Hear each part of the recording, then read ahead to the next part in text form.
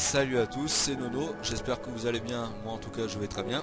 Je vous propose aujourd'hui le test de Fly-In, un excellent jeu de plateforme sorti sur PC uniquement pour l'instant. Je ne sais pas si c'est sorti sur Mac ou si une version console est prévue, mais en tout cas ça n'est sorti que sur PC le 8 novembre 2012 en dématérialisé sur Steam. Alors Fly-In, c'est un jeu de plateforme développé par Ankama, donc le développeur français à qui l'on doit également, je pense, les très bons Dofus et Wapu, des MMORPG auxquels je n'ai jamais joué, mais en tout cas dont leur style graphique et artistique est vraiment reconnaissable dans Fly-In. C'est vraiment un très beau jeu de plateforme, je trouve la réalisation aussi belle que celle de Rayman Origins pour les connaisseurs.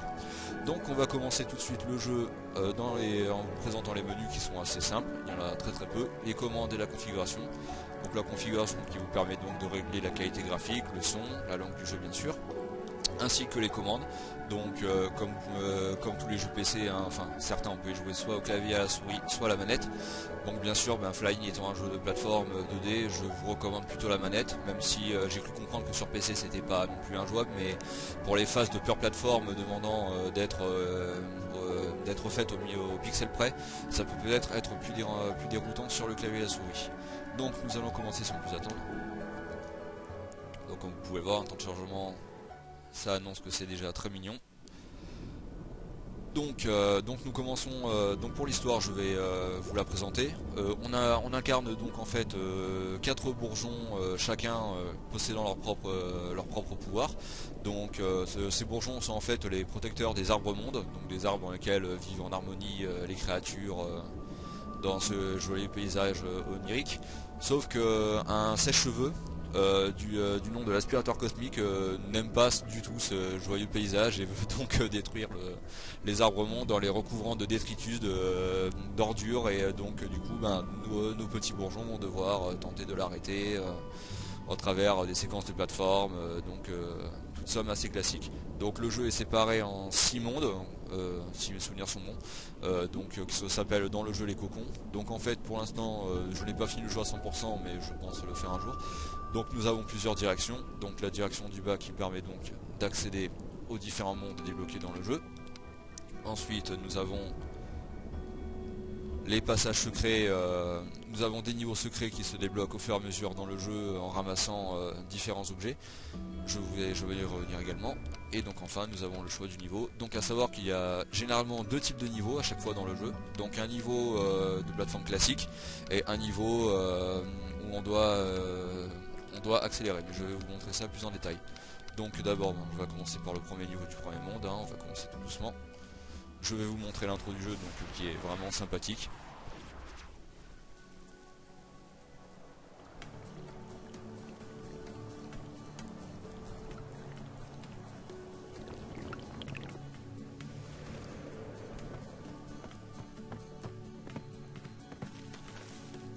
Et voilà, donc si vous avez déjà joué à Dofus ou à Wakfu, on reconnaît vraiment le style graphique de ce développeur.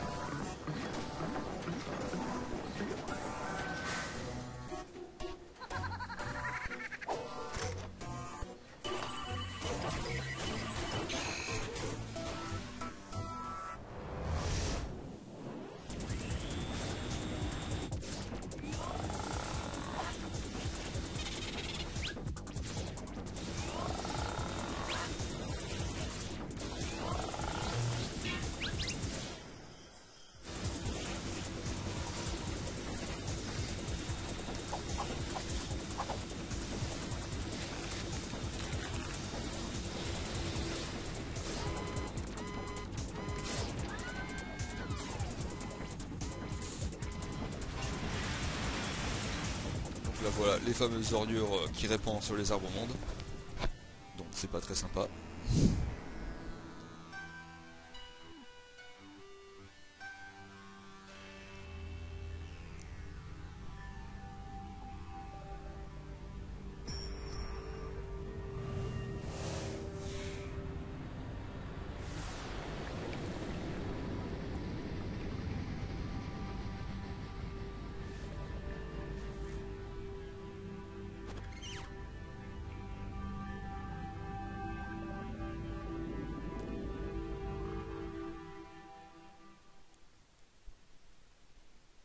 Et voilà, donc c'est comme ça que l'arbre monde produit une germe du bourgeon fly-in afin de défendre l'arbre monde.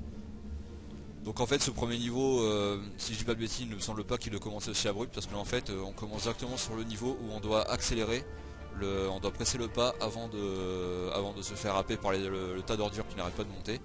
Donc concernant la plateforme elle-même, donc comme vous pouvez le voir, il s'agit d'un jeu de plateforme, ma foi, classique, hein. Ça ressemble beaucoup à un Rayman, à un Mario, mais bon bien sûr avec quand même quelques subtilités, hein, c'est pas non plus un copier-coller. Donc en fait ces niveaux là où ils sont assez spéciaux, ces niveaux où la lave, les ordures montent, excusez-moi, c'est que en fait ce sont les niveaux qui permettent de débloquer les niveaux secrets, qui sont réputés plus durs que les niveaux de base. Ce qui signifie que certains niveaux on doit presser le pas sont très longs, et donc du coup si on meurt juste une fois, le déblocage du niveau secret est terminé, on ne pourra pas l'avoir. Donc là bien sûr, bon là le niveau était très facile, hein, donc rien de spécial. Donc, je vais vous montrer un des passages secrets, un des niveaux secrets, par exemple plus en détail, que j'avais réussi à débloquer. Hop, je sais plus en fait où il était. Ah si, il était là, c'est bon. Hop.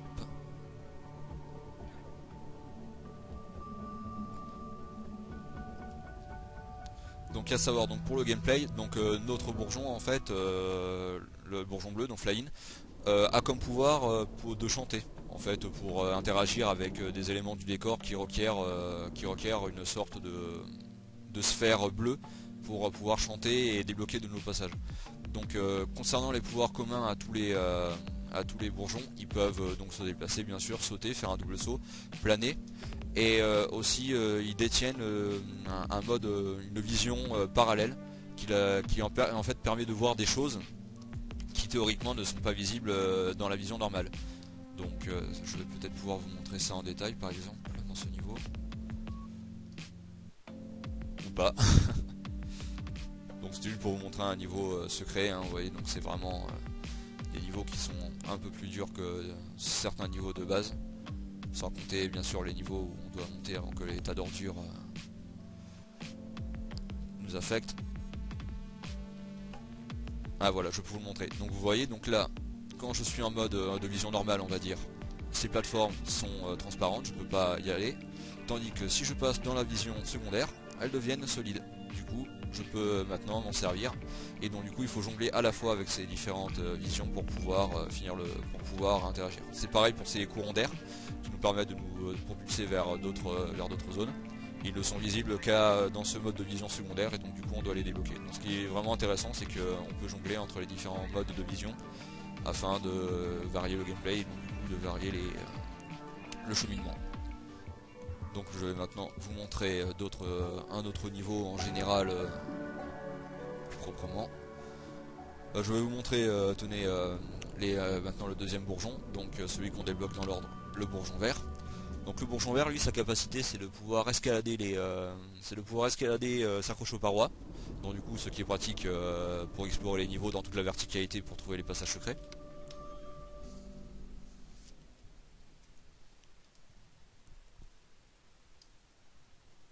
Petit temps de chargement à chaque fois, ils sont pas très longs. Hop. Donc là, comme vous pouvez le voir, donc ce bourgeon peut s'accrocher au mur. Donc ce qui permet de varier le gameplay. Et donc à savoir dans les niveaux aussi, où voilà, comme par exemple vous avez une petite ruche, si je pense que c'est ça, qui vous permet donc de changer de bourgeon à tout moment. Donc du coup ce qui fait que les niveaux sont très travaillés, ils nous permettent de varier le gameplay de façon différente.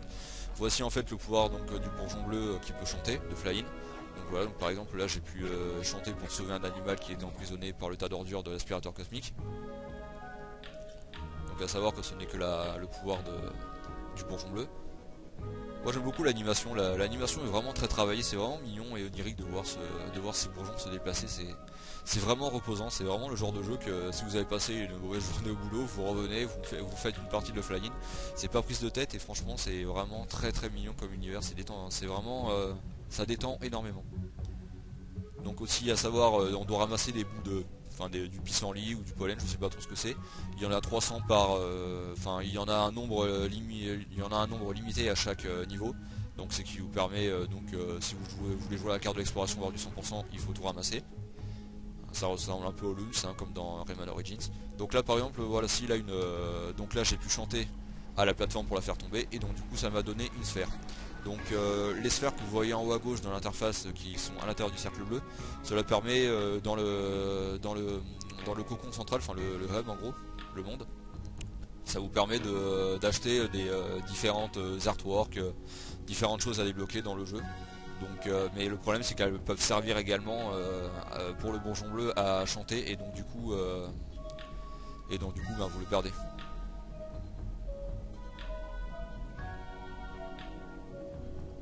Hop, donc comme tous les bourgeons ils peuvent tous planer, hein. Ça change pas. Je sais pas trop par contre où je dois aller, hein. Je me bats juste pour vous montrer le niveau pendant le test.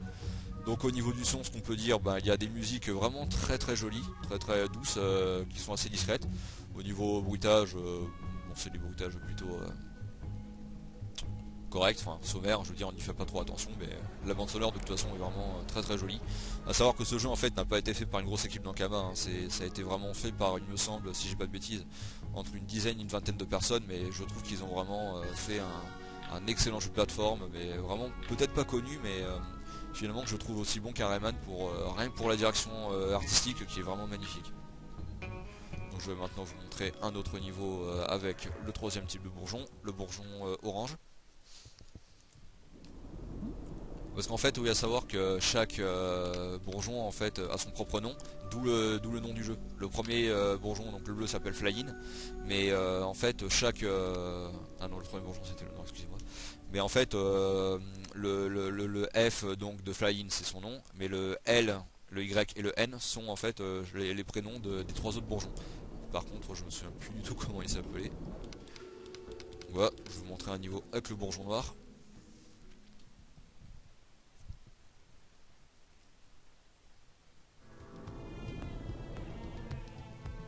Donc le bourgeon noir, sa propriété, j'aime beaucoup aussi par contre comment il se déplace, c'est vraiment, il sautille, c'est nettement plus mignon que le bleu ou le vert quand il gambade. Donc je disais, oui pardon, le bourgeon noir, sa capacité c'est de se transformer en balle et de rebondir dans tous les sens, hein, c'est vraiment ça. Et donc du coup, pendant qu'on est en train de bondir dans notre balle, on est invincible. Les ordures ne nous affectent pas.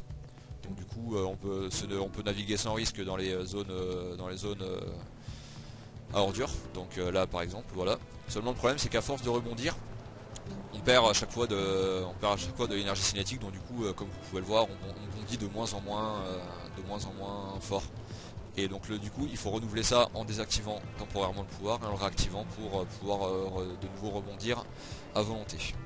Donc donc vraiment des gameplays comme vous pouvez le voir qui sont vraiment différents à chaque fois, c'est jamais la même chose. Et donc aussi la balle permet également de détruire certains objets, certains rochers du décor pour pouvoir accéder à de nouvelles zones. Donc c'est vraiment un gameplay vraiment très travaillé.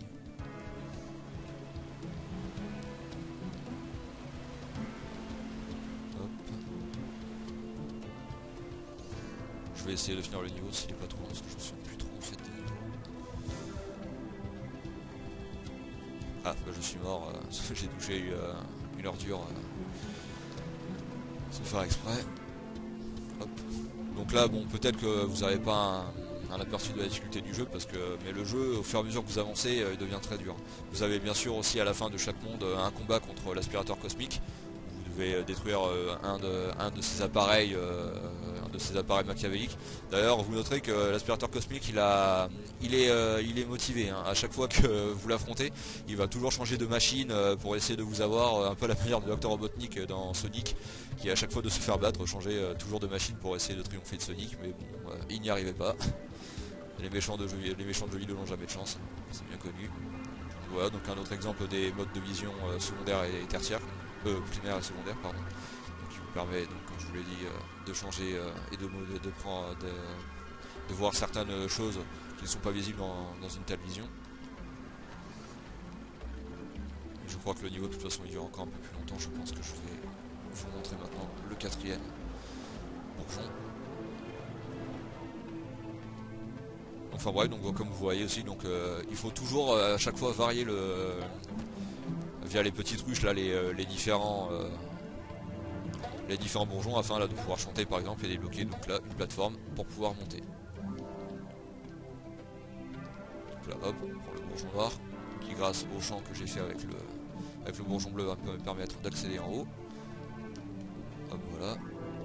Et donc aussi on peut rebondir voilà comme ceci sur les zones les plus étroites pour faire entre guillemets un saut mural. Donc aussi dans les objectifs donc de jeu, le jeu vous dit combien de puissants vous avez ramassé, le nombre de fois que vous êtes mort, et aussi le temps que vous avez mis pour le niveau. Hop, on va maintenant passer au dernier type de bourgeon, le bourgeon orange.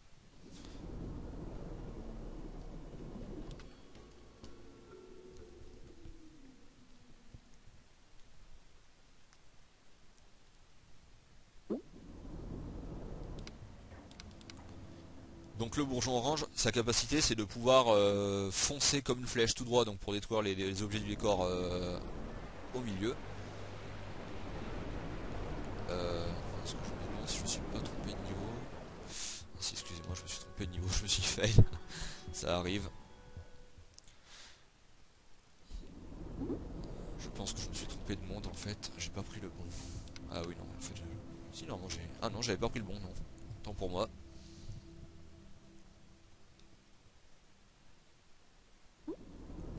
Voilà, c'est bon.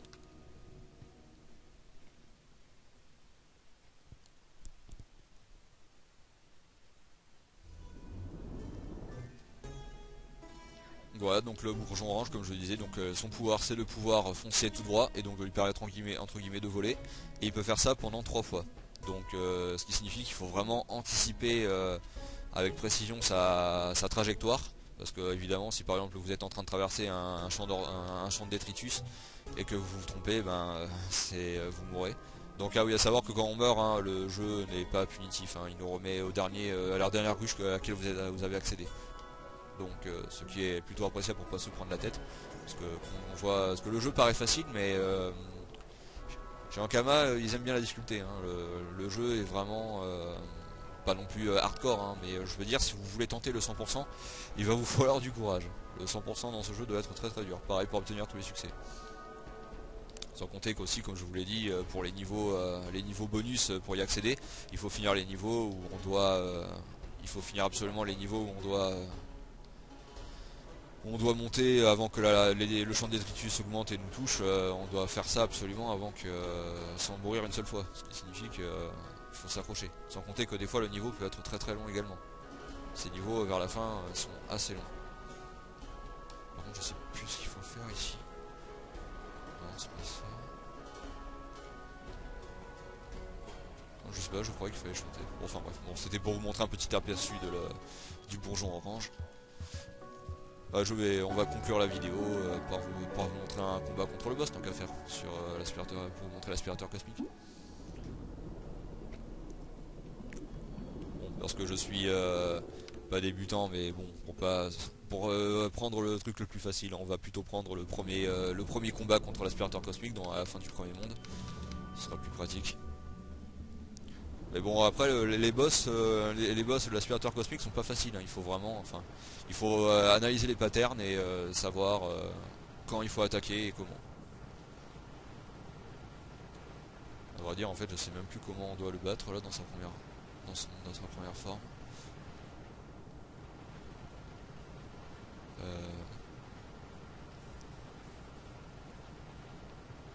Non c'est pas ça, je me suis fail.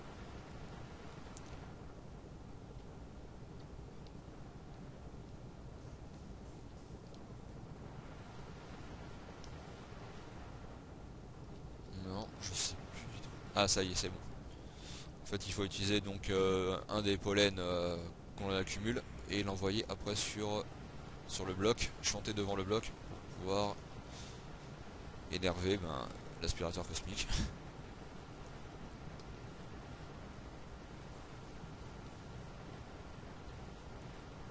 Hop, en fait il faut attendre un peu et essayer d'éviter là les projectiles qu'il nous envoie afin qu'il lâche un bloc.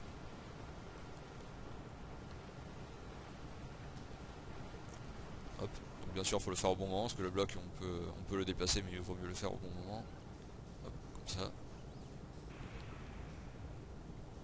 Que je sais pas. Ah si, je l'ai touché ça.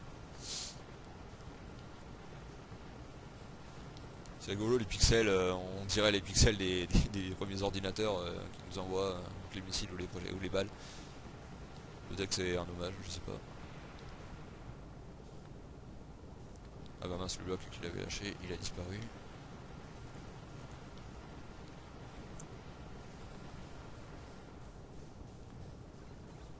Ah bah décidément, je suis mauvais. J'ai du mal.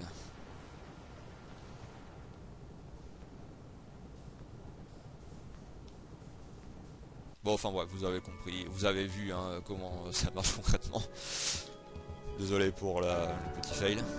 Donc voilà, c'était Fly-In. J'espère que cette vidéo vous a plu, j'espère que le jeu vous a plu, vous incitera peut-être à l'acheter, hein, qui sait.